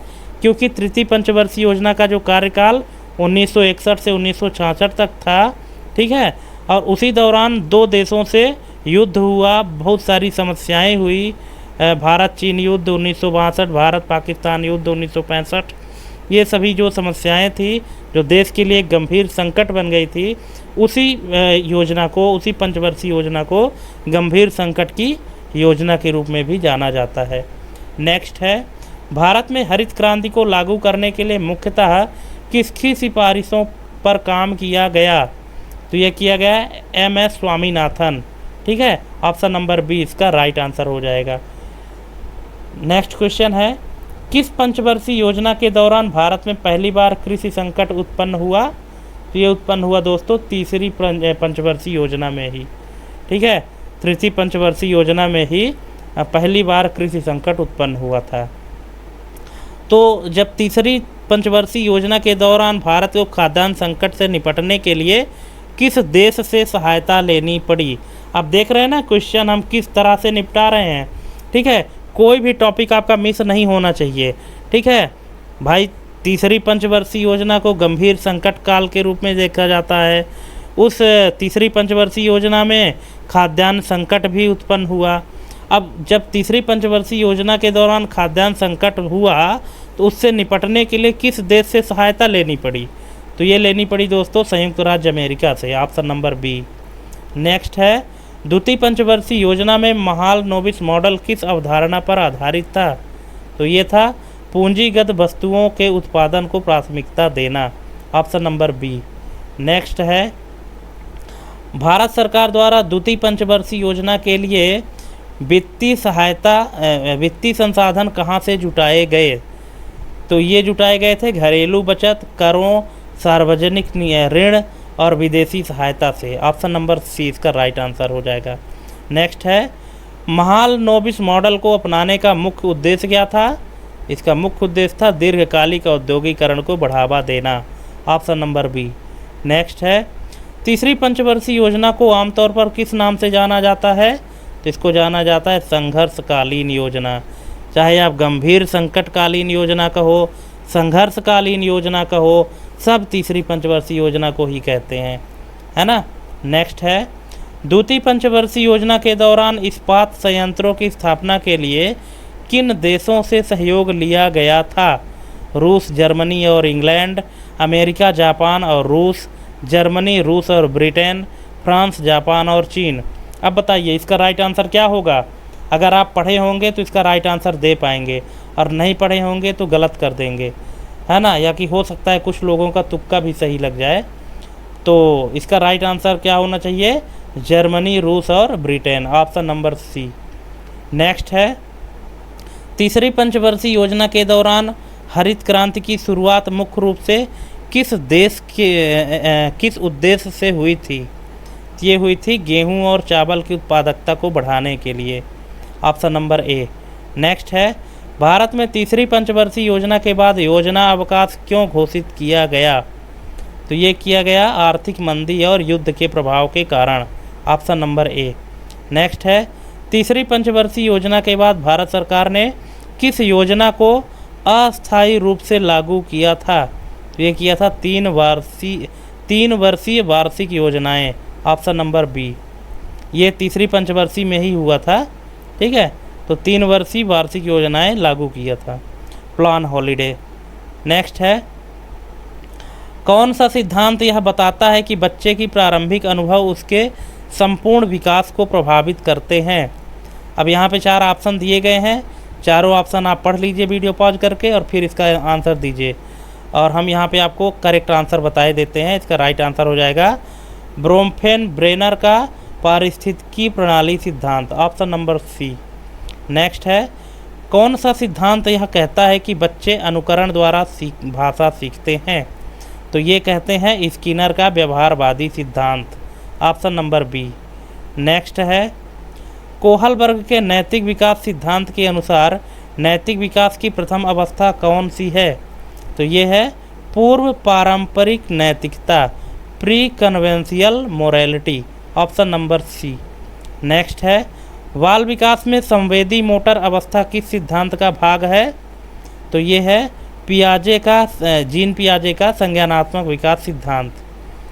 नेक्स्ट है, निम्नलिखित में से कौन सा बच्चों की सामाजिक एवं भावनात्मक सीखने के विकास में महत्वपूर्ण भूमिका निभाता है? तो ये निभाता है सहकर्मी संपर्क, ऑप्शन नंबर बी। नेक्स्ट है, अटैचमेंट थ्योरी किसने विकसित किया? ठीक है, अब ये क्वेश्चन हम आपको पिछले वीडियो में जो हम 18 तारीख की वीडियो डाले हैं, ये क्वेश्चन हमने आपको उसमें भी डाला था। ठीक है, और उस क्वेश्चन में आंसर हमने एक दूसरा दिया था। अब चूँकि वो ऑप्शन अभी इस ऑप्शन में नहीं है तो यहाँ पे हम आपको इसका आंसर देंगे क्या? जॉन बॉल्बी। ठीक है ना, अटैचमेंट थ्योरी जो है तो जॉन बॉल्बी ने दिया था। ठीक है, लेकिन इसमें कुछ ट्विस्ट है। वो क्या है? वो ये है कि अटैचमेंट थ्योरी ब्रिटिश मनोचिकित्सक और मनोविश्लेषक जॉन बॉल्बी के द्वारा विकसित की गई थी, जिसे बाद में मैरी एंसवर्थ ने और विकसित किया। मतलब जो नींव रखी अटैचमेंट थ्योरी की तो वो रखी जॉन बॉल्बी ने, लेकिन अगर इसको और ज़्यादा विकसित करने का श्रेय किसी को जाता है तो वो है मैरी एंसवर्थ। ठीक है, तो आपको क्वेश्चन के हिसाब से आंसर देखना है कि जो ऑप्शन इन दोनों में से कोई रहे। देखिए दोनों तो रहेंगे नहीं, दोनों में से अगर कोई रहता है, अगर मैरी एंसवर्थ रहता है तो वो भी हो जाएगा, और यदि नहीं है जॉन बॉल्बी है तो वो इसका आंसर हो जाएगा। दोनों नहीं हो सकते। ठीक है, अब यहाँ पे क्वेश्चन के हिसाब से आपको आंसर देना है। देखिए जिसमें भी डाउट है तो हम आपको कंप्लीट व्याख्या करके बताते हैं दोस्तों, इसलिए आप हमारी वीडियो को कंप्लीट देखिए और फिर लास्ट में बताइए कि टोटल कितने नंबर सही हुए हैं। और किसी भी क्वेश्चन में कोई डाउट है तो आप हमको कमेंट करके पूछ सकते हैं, और चैनल को सब्सक्राइब करके बेल आइकन प्रेस करके रखिए। नेक्स्ट है, किस शोधकर्ता ने ऑब्जर्वेशनल लर्निंग पर्यवेक्षणीय अधिगम की अवधारणा दी थी? तो ये दिए थे अल्बर्ट बंडूरा ने, ऑप्शन नंबर बी। नेक्स्ट है, किस आयु वर्ग के बच्चे समानांतर खेल पैरेलल प्ले में संलग्न होते हैं? तो ये होते हैं 2 से 3 वर्ष के बच्चे, ऑप्शन नंबर बी। नेक्स्ट है, मल्टीपल इंटेलिजेंस थ्योरी किसने दी थी? तो ये दिए थे हार्वर्ड गार्डनर ने, ऑप्शन नंबर ए। नेक्स्ट है, एरिक्सन के मनोसामाजिक विकास सिद्धांत के अनुसार बचपन मतलब जो 6 से 12 वर्ष की मुख्य चुनौती क्या होती है? तो ये होती है दोस्तों श्रमशीलता बनाम हीनता, इंडस्ट्रियल बनाम ये हीनता जो है, ऑप्शन नंबर बी। नेक्स्ट है, निम्नलिखित में से कौन सा परीक्षण बच्चों की संज्ञानात्मक क्षमताओं को मापने के लिए उपयोग किया जाता है? तो बच्चों की संज्ञानात्मक क्षमताओं को मापने के लिए क्या उपयोग किया जाता है? वो है Stanford Binet IQ test, option number A. Next है, किस मनोवैज्ञानिक ने कॉग्निटिव डिसोनेंस थ्योरी विकसित की? तो ये किए हैं लियोन फेस्टिंगर ने, ऑप्शन नंबर ए। नेक्स्ट है, किस सिद्धांत के अनुसार एक बच्चे का भावनात्मक विकास 4 चरणों में होता है? तो ये किसके द्वारा कहा गया है? जीन पियाजे का संज्ञानात्मक विकास का सिद्धांत कहता है कि 4 चरणों में विकास होता है। ठीक है, नेक्स्ट है, हैबिचुएशन शब्द का क्या अर्थ है? हैबिचुएशन शब्द का क्या अर्थ है? कि जब बच्चा बार बार एक ही उत्तेजना का आदी हो जाता है, उसी को हैबिचुएशन कहते हैं। नेक्स्ट है, वाइगोत्स्की के अनुसार किस कारक का बच्चे में सीखने और विकास पर सबसे अधिक प्रभाव पड़ता है? तो ये है समाज और संस्कृति का, ऑप्शन नंबर बी। नेक्स्ट है, मेटाकॉग्निशन का क्या अर्थ है? इसका अर्थ है सोचने के बारे में सोचना। सोचने के बारे में सोचना क्या कहलाता है? मेटाकॉग्निशन कहलाता है, ऑप्शन नंबर सी। नेक्स्ट है, ऑपरेंट कंडीशनिंग सिद्धांत किसने दिया था? कई बार हम बता चुके हैं, ये दिए हैं BF स्किनर ने, ऑप्शन नंबर बी।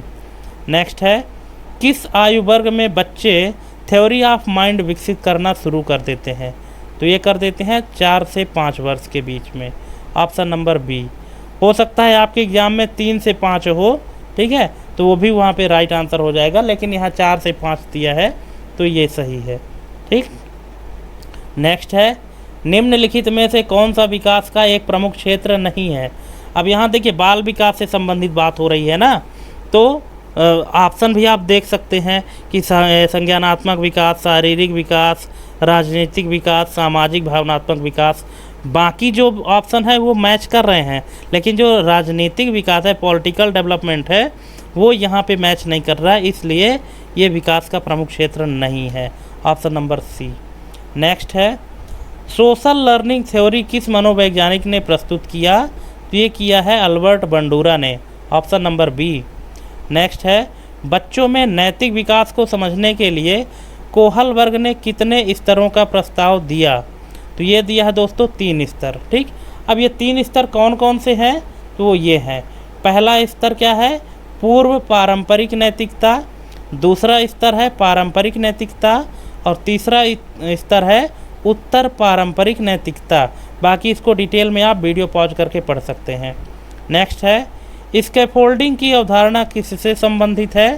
तो ये है अनुभवी व्यक्ति द्वारा प्रदान किया गया मार्गदर्शन, स्कैफोल्डिंग से संबंधित है। नेक्स्ट है, निम्नलिखित में से कौन सा संज्ञानात्मक विकास से संबंधित नहीं है? तो ये है मोटर स्किल्स। मोटर स्किल्स जो है संज्ञानात्मक विकास से संबंधित नहीं है। बाकी भाषा अधिगम, समस्या समाधान, तार्किक तर्क, ये सभी संबंधित है, पर मोटर स्किल्स संबंधित नहीं है। नेक्स्ट है, एरिक्सन के मनोसामाजिक विकास सिद्धांत के अनुसार 12 से 18 वर्ष की उम्र का प्रमुख विकास कार्य क्या होता है? तो ये होता है आत्म पहचान बनाम भूमिका भ्रम, ऑप्शन नंबर बी। नेक्स्ट है, इमेजिनरी ऑडियंस किस आयु वर्ग के बच्चों में आमतौर पर देखी जाती है? ये देखी जाती है किशोरावस्था में, ऑप्शन नंबर सी। नेक्स्ट है, इंट्रिंसिक मोटिवेशन का अर्थ क्या है? इसका अर्थ है व्यक्तिगत रुचि और संतुष्टि के लिए सीखना, ऑप्शन नंबर बी। नेक्स्ट है, संरक्षण की अवधारणा बच्चे की किस उम्र में समझने लगते हैं? जो सरकमफ्रेंस होता है संरक्षण की अवधारणा, तो सॉरी कंजर्वेशन की बात कर रहे हैं हम। कंजर्वेशन की अवधारणा जो है तो बच्चे किस उम्र में समझने लगते हैं? तो ये है 6 से 7 वर्ष, ऑप्शन नंबर सी। नेक्स्ट है, निम्नलिखित में से कौन सा ग्रॉस मोटर स्किल्स का उदाहरण है? तो ये है दौड़ना, ऑप्शन नंबर सी। नेक्स्ट है, बाल विकास के लिए सेंसिटिव पीरियड किस सिद्धांत का भाग है? तो ये है पियाजे का संज्ञानात्मक विकास सिद्धांत, ऑप्शन नंबर बी। नेक्स्ट है, सामुदायिक सहभागिता के कौन से सिद्धांत पार्टिसिपेटरी रूरल अप्रेजल PRA पद्धति से जुड़े हैं? तो ये जुड़े हैं समुदाय केंद्रित समस्या समाधान, ऑप्शन नंबर सी। नेक्स्ट है, एम्पावरमेंट थ्योरी का सामुदायिक विकास में क्या योगदान है? तो ये है समुदाय के सदस्यों को निर्णय लेने की क्षमता प्रदान करना, ऑप्शन नंबर बी। नेक्स्ट है, asset based community development ABCD का प्रमुख सिद्धांत क्या है? इसका प्रमुख सिद्धांत है समुदाय के मौजूदा संसाधनों और क्षमताओं का उपयोग करना, ऑप्शन नंबर बी। नेक्स्ट है, निम्नलिखित में से कौन सामुदायिक मोबिलाइजेशन की प्रक्रिया का हिस्सा नहीं है? तो ये है बाहरी संगठनों को पूर्ण नियंत्रण देना, ऑप्शन नंबर सी इसका राइट आंसर हो जाएगा। नेक्स्ट क्वेश्चन है, कलेक्टिव एक्शन थ्योरी सामुदायिक मोबिलाइजेशन में किस प्रकार लागू होती है? तो ये लागू होती है सामूहिक प्रयासों के माध्यम से सामाजिक परिवर्तन लाना, ऑप्शन नंबर बी। नेक्स्ट है, पार्टिसिपेटरी एक्शन रिसर्च PAR का उद्देश्य क्या है? इसका उद्देश्य है समुदाय को अनुसंधान प्रक्रिया में सक्रिय रूप से शामिल करना। दोस्तों बाकी के ऑप्शन आप वीडियो पॉज करके पढ़ लीजिए। जो बड़े बड़े ऑप्शन हैं उनको मैं नहीं पढ़ रहा हूँ, क्योंकि उनको अगर पढ़ने लगूंगा तो ज़्यादा टाइम लग जाएगा। इसीलिए आप वीडियो पॉज करके पूरे ऑप्शन पढ़ लीजिए, इसके बाद ही करेक्ट आंसर देखिए। नेक्स्ट है, सोशल कैपिटल का सामुदायिक विकास में क्या अर्थ है? तो इसका अर्थ है सामाजिक नेटवर्क और आपसी सहयोग की शक्ति, ऑप्शन नंबर बी। नेक्स्ट है, सामुदायिक मोबिलाइजेशन में सबसे बड़ी चुनौती क्या हो सकती है?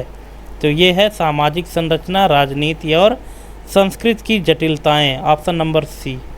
नेक्स्ट है, सामुदायिक मोबिलाइजेशन में प्रभावी नेतृत्व के लिए कौन सी विशेषता आवश्यक नहीं है? ये है तानाशाही शैली अपनाना, ये आवश्यक नहीं है। नेक्स्ट है, कैपेसिटी बिल्डिंग किससे संबंधित है? तो ये संबंधित है दोस्तों समुदाय के भीतर कौशल और क्षमताओं को विकसित करना।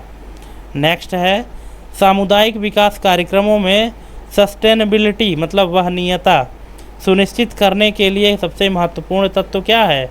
तो ये है समुदाय की स्वायत्तता और आत्मनिर्भरता, ऑप्शन नंबर बी। नेक्स्ट है, निम्नलिखित में से कौन सा सामुदायिक मोबिलाइजेशन की प्रक्रिया में पावर डायनेमिक्स को प्रभावित नहीं करता है? तो इसका राइट आंसर है केवल बाहरी विशेषज्ञों का योगदान, option number C. Next question है, पार्टिसिपेटरी बजटिंग पार्टिसिपेटरी बजटिंग किस प्रकार सामुदायिक सशक्तिकरण में मदद करता है? तो इसका राइट आंसर हो जाएगा दोस्तों, यह समुदाय को वित्तीय निर्णय लेने की प्रक्रिया में शामिल करता है। ऑप्शन नंबर बी इसका राइट आंसर हो जाएगा। नेक्स्ट ऑप्शन है, सामुदायिक सहभागिता बढ़ाने के लिए डेलिब्रेटिव डेमोक्रेसी का उपयोग किस प्रकार किया जाता है? तो ये किया जाता है, यह नागरिकों को नीति निर्माण में सक्रिय रूप से शामिल करता है। Option number B. नेक्स्ट है, सामुदायिक परिवर्तन लाने के लिए क्रिटिकल पेडागॉजी पद्धति किस पर आधारित होती है? तो ये आधारित होती है शिक्षा के माध्यम से सामाजिक अन्याय को चुनौती देना और लोगों को जागरूक करना, यही है क्रिटिकल पेडागॉजी। नेक्स्ट है, निम्नलिखित में से कौन सा सामुदायिक सहभागिता के लेडर ऑफ पार्टिसिपेशन मॉडल में सबसे उच्च स्तर पर आता है? तो ये आता है समुदाय को अधिकार देना और निर्णय प्रक्रिया में पूर्ण भागीदारी सुनिश्चित करना। ऑप्शन नंबर सी इसका राइट आंसर हो जाएगा। दोस्तों, क्वेश्चन के लेवल में आपको कहीं कोई डाउट हो या कि और हाई लेवल के क्वेश्चन चाहिए तो बताइएगा। हालांकि हमने जो भी क्वेश्चन तैयार किए हैं पूरे एग्ज़ाम ओरिएंटेड क्वेश्चन हमने तैयार किए हैं और आपके सामने लाए हैं। तो प्लीज़ वीडियो को लाइक करिए, शेयर करिए और चैनल को सब्सक्राइब करके बेल आइकन प्रेस करना बिल्कुल ना भूलिए। नेक्स्ट है, निम्नलिखित में से कौन सा शाला पूर्व शिक्षा का मुख्य उद्देश्य नहीं है? तो ये है केवल औपचारिक शिक्षा की तैयारी कराना, ये इसका मुख्य उद्देश्य नहीं है शाला पूर्व शिक्षा का। बाकी जो हैं वो सभी उनके उद्देश्य हैं, पर ये इसका उद्देश्य नहीं है कि औपचारिक शिक्षा की तैयारी कराएं। नेक्स्ट है, जीन पियाजे के संज्ञानात्मक विकास सिद्धांत के अनुसार 2 से 7 वर्ष की उम्र के बच्चों की सोच कैसी होती है?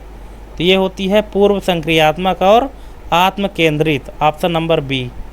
नेक्स्ट है, बाल विकास में मोंटेसरी मेथड की विशेषता क्या है? दोस्तों, ये मोंटेसरी मेथड मैं कई बार आप लोगों को बता चुका हूँ, अब यहाँ तो आपको पता ही होना चाहिए। तो इसका राइट आंसर बताइए क्या होगा? बाल विकास में मोंटेसरी मेथड की विशेषता क्या है? इसका राइट आंसर हो जाएगा स्वतंत्र अन्वेषण और स्वनिर्देशित अधिगम। Option number C. नेक्स्ट है, नेशनल एजुकेशन पॉलिसी NEP 2020। ठीक है, अब देखिए NEP को कोई न्यू एजुकेशन पॉलिसी कहते हैं, नई शिक्षा नीति, जबकि NEP का जो फुल फॉर्म होता है ना वो नेशनल एजुकेशन पॉलिसी है, राष्ट्रीय शिक्षा नीति है, ना कि नई शिक्षा नीति है। ठीक है, तो आप इस चीज़ को ध्यान रखिएगा। हो सकता है एग्जाम में आपसे पूछते कि NEP का फुल फॉर्म क्या होगा। तो NEP का फुल फॉर्म हो जाएगा नेशनल एजुकेशन पॉलिसी। तो नेशनल एजुकेशन पॉलिसी 2020 के अनुसार शाला पूर्व शिक्षा को किस चरण में शामिल किया गया है? तो किस चरण में शामिल किया गया है? माध्यमिक चरण, प्राथमिक चरण, फाउंडेशनल स्टेज या उच्चतर माध्यमिक चरण? तो इसका राइट आंसर हो जाएगा फाउंडेशनल स्टेज। ठीक है, आधारित चरण, आधारभूत चरण। Option number C. नेक्स्ट है, रेजियो एमिलिया पद्धति में किस पर सबसे अधिक जोर दिया जाता है? तो ये जोर दिया जाता है बच्चों की स्वतंत्रता और रचनात्मकता पर। Option number A.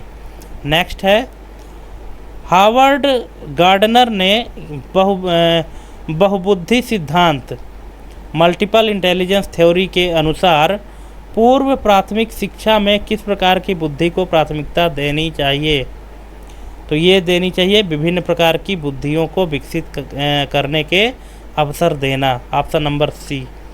नेक्स्ट है, हेड स्टार्ट प्रोग्राम किस देश में प्रारंभिक बाल शिक्षा को बढ़ावा देने के लिए शुरू किया गया था? तो ये अमेरिका में शुरू किया गया था दोस्तों। ऑप्शन नंबर 20 का राइट आंसर है। नेक्स्ट है, शाला पूर्व शिक्षा में खेल क्यों महत्वपूर्ण है? वो इसलिए क्योंकि वे बच्चों में शारीरिक और मानसिक विकास को प्रोत्साहित करते हैं। Option number B. नेक्स्ट है, निम्नलिखित में से कौन सा पूर्व प्राथमिक शिक्षा पर निम्नलिखित में से कौन सा पूर्व प्राथमिक शिक्षा का एक प्रमुख लाभ नहीं है? तो ये है उच्च शिक्षा की गारंटी देना, ये इसका प्रमुख लाभ नहीं है। जो शाला पूर्व शिक्षा है तो इसका ये लाभ नहीं है उच्च शिक्षा की गारंटी देना, क्योंकि आगे चल के पता नहीं उस छात्र की परिस्थिति कैसी रहती है कि हाई एजुकेशन वो प्राप्त कर पाता है कि नहीं, इसलिए इसकी गारंटी जो है तो साला पूर्व शिक्षा में नहीं मिल पाती। नेक्स्ट है IPv6 एड्रेस कितने बिट का होता है। जो IP वर्जन 6 है, क्योंकि अभी तो IP वर्जन 4 यूज करते हैं, बहुत जगह IP वर्जन 6 यूज करते हैं, तो IP वर्जन 6 जो है तो एड्रेस कितने बिट का होता है, ये होता है 128 बिट का। ठीक है, ऑप्शन नंबर सी। नेक्स्ट है HTTP3 किस प्रोटोकॉल पर आधारित है, तो ये है UDP, user datagram protocol, option number B. अब अगर यहाँ पे मान लीजिए आपको HTTP2 पूछ दे, तब फिर आपका इसका राइट आंसर हो जाएगा TCP/IP, लेकिन अगर HTTP3 प्रोटोकॉल की बात कर रहा है तो ये है UDP, option number B. Next है निम्नलिखित में से कौन सा DNS रिकॉर्ड ईमेल सर्वर को पहचानने के लिए उपयोग किया जाता है, तो ये करते हैं दोस्तों MX record mail exchanger, option number C. Next है zero trust architecture ZTA cyber security में क्या दर्शाता है। ये दर्शाता है कि किसी भी डिवाइस, उपयोगकर्ता या एप्लीकेशन को डिफ़ॉल्ट रूप से अविश्वास करना, ऑप्शन नंबर सी। नेक्स्ट है निम्नलिखित में से कौन सा VPN प्रोटोकॉल सबसे सुरक्षित माना जाता है, तो ये माना जाता है दोस्तों open VPN, option number C. नाम तो ओपन है लेकिन सबसे सुरक्षित माना जाता है। नेक्स्ट है फार्मिंग अटैक का मुख्य उद्देश्य क्या होता है, तो इसका मुख्य उद्देश्य है कि उपयोगकर्ता को नकली वेबसाइट पर रिडायरेक्ट करके संवेदनशील जानकारी चुराना। दोस्तों मैं आपको सिर्फ 170 क्वेश्चन बताया था, लेकिन माफ़ कीजिएगा 170 नहीं बल्कि 180 क्वेश्चन है। ठीक है, मुझे थोड़ा सा भूल गया था, 180 क्वेश्चन है। नेक्स्ट है निम्नलिखित में से कौन सा पब्लिक क्लाउड कंप्यूटिंग का लाभ नहीं है, तो ये लाभ नहीं है उच्च सिक्योरिटी, उच्च सुरक्षा, हाई सिक्योरिटी, है ना। क्योंकि जब पब्लिक क्लाउड कंप्यूटिंग हो रहा है तो इसमें स्केलेबिलिटी सही है, कम लागत है, कहीं से भी एक्सेसिबिलिटी भी है, लेकिन हाई सिक्योरिटी नहीं मिल पाती है इसमें जो पब्लिक क्लाउड कंप्यूटिंग है। ठीक है, नेक्स्ट है man in the middle attack MITM, man in the middle attack में मुख्य रूप से क्या होता है। इसमें होता है कि दो पार्टियों के बीच डेटा ट्रांसफ़र को बाधित करना और उसे बदलना। ये जो हैकर होते हैं ना, वो यही काम करते हैं। ठीक है, तो हो सकता है एग्जाम में आपसे MITM का फुल फॉर्म भी पूछते, तो ये भी आपको पता होना चाहिए कि man in the middle attack. Next है एक सुरक्षित वेबसाइट को कैसे पहचाना जा सकता है। अब यहाँ पे 4 ऑप्शन दिए गए हैं, अब आप पहचान करके बताइए कि इसमें से कौन सी वेबसाइट सिक्योरिटी बेस पे है। तो इसका राइट आंसर हो जाएगा ऑप्शन नंबर बी। URL में HTTPS फिर // होता है और SSL TLS प्रमाण पत्र मौजूद होता है। ठीक है, तो ये मतलब सुरक्षित वेबसाइट की पहचान है। नेक्स्ट है DDoS अटैक का मुख्य लक्ष्य क्या होता है। इसका मुख्य लक्ष्य है कि किसी वेबसाइट या सर्वर को अत्यधिक ट्रैफिक भेजकर उसे ठप करना, यानी डाउन करना। नेक्स्ट है मेटावर्स इंटरनेट का कौन सा स्तर है, तो ये है डिजिटल और वर्चुअल रियलिटी का मिश्रण। डिजिटल और वर्चुअल रियलिटी का मिश्रण ही क्या कहलाता है, मेटावर्स कहलाता है। ऑप्शन नंबर सी इसका राइट आंसर है। नेक्स्ट है निम्नलिखित में से कौन सा सबसे सुरक्षित पब्लिक की क्रिप्टोग्राफी एल्गोरिदम माना जाता है। तो यहाँ पे 4 ऑप्शन दिए हैं, कौन सा होगा, राइट आंसर है ECC 256, option number C. Next है 5G नेटवर्क किस मल्टीपल एक्सेस टेक्नोलॉजी का उपयोग करता है, FDMA, TDMA, CDMA या OFDMA। इसका राइट आंसर है दोस्तों OFDMA। दोस्तों मैं आपको एक क्वेश्चन देता हूँ कि जो OFDMA है ना, इसका फुल फॉर्म आपको हमको कमेंट करना है। बताइएगा कि 180 क्वेश्चन नंबर का जो OFDMA है, जो 5G नेटवर्क ये इस टेक्नोलॉजी को यूज करती है, तो इसका फुल फॉर्म क्या होगा, आप हमको कमेंट करके बताइएगा। तो ठीक है दोस्तों, इस तरह से आपके टोटल 180 क्वेश्चन कंप्लीट होते हैं। और थैंक्स फॉर वाचिंग हमारी ये कंप्लीट वीडियो देखने के लिए। और देखते रहिए, सीखते रहिए ऑफिस नो प्रॉब्लम के साथ। चैनल को सब्सक्राइब करके रखें, और कहीं भी अगर किसी भी क्वेश्चन ऑप्शन में डाउट है तो आप हमको तुरंत कमेंट करिए, ठीक है। और आप सभी को बेस्ट ऑफ लक आगामी परीक्षा के लिए। ज़ोरों से तैयारी करिए और अपना जो नाम है तो मेरिट लिस्ट में ले आइए और नौकरी पाइए। आप सभी को बहुत बहुत शुभकामनाएं। इसी के साथ आज के लिए जय हिंद।